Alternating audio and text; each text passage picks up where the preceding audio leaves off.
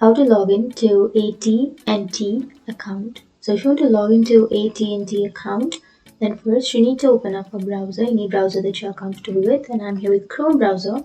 Simply go for the search bar and search for AT&T account login, and then go for the first search, which is www.att.com, under which you will have login, and now you can go for sign in, which is on the middle of your screen.